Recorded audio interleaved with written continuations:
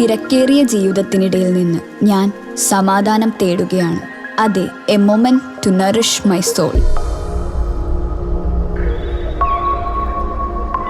ആരോഗ്യത്തിനൊപ്പം സൗന്ദര്യവും.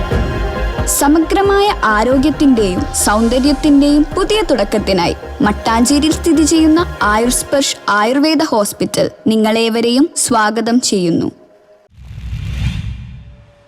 വാരപ്പെട്ടി പഞ്ചായത്ത് 7ാം വാർഡിൽ LDF കുടുംബസംഗമം നടത്തി.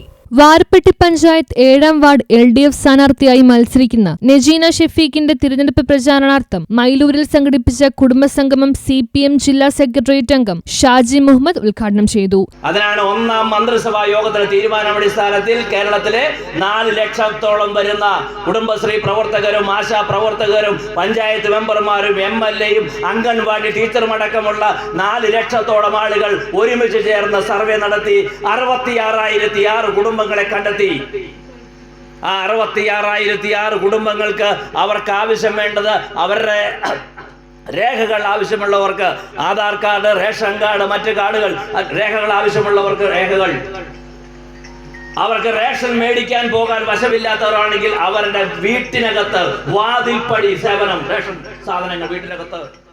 ആന്റണി ജോൺ MLA മുഖ്യപ്രഭാഷണം നടത്തി. ഈ 9-10 വർഷക്കാലം എത്താൻ പോകുന്ന ഈ 2 ഗവൺമെന്റുകളുടെയും ഭരണം, ആ ഭരണത്തിന്റെ നേട്ടങ്ങൾ അല്ലെങ്കിൽ ആ ഭരണത്തിന്റെ കാലയളവിൽ നടന്നിട്ടുള്ള വികസന പ്രവർത്തനങ്ങൾ, ക്ഷേമ പ്രവർത്തനങ്ങൾ, ഇതിന്റെ എല്ലാം സ്പർശനമേൽക്കാത്ത ഒരു വ്യക്തി പോലും അല്ലെങ്കിൽ ഒരു കുടുംബം പോലും കേരളത്തിൽ ഉണ്ടാവില്ല.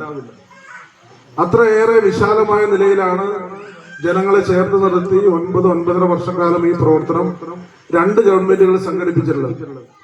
അതുകൊണ്ട് തന്നെയാണ് ജനങ്ങൾ ഈ സംവിധാനം തുടരണമെന്ന് ആഗ്രഹിക്കുകയാണ്. ഇപ്പോൾ ഒരു 3ാം ഗവൺമെന്റ്, 3ാം ഇടതുപക്ഷ ജനാധിപത്യ മുന്നണി ഗവൺമെന്റ് കേരളത്തിൽ വീണ്ടും അധികാരത്തിൽ വരുമെന്ന് മനോജ് നാരായണൻ, അഡ്വക്കേറ്റ് AR അനി, KR Ratheesh, VK Reji, CC Hariharan, P അലിമാഷ്, PM Meeran കുഞ്ഞ്, PK സെയ്ദ് മുഹമ്മദ്, സ്ഥാനാർത്ഥികളായ റജീന ഷെഫീഖ്, ഷീജ കാസിം, റസിയ യൂനൂസ്, അജ ഷിയം, ഷിബു വർക്കി തുടങ്ങിയവർ സംസാരിച്ചു. News bureau, Kothamangalam.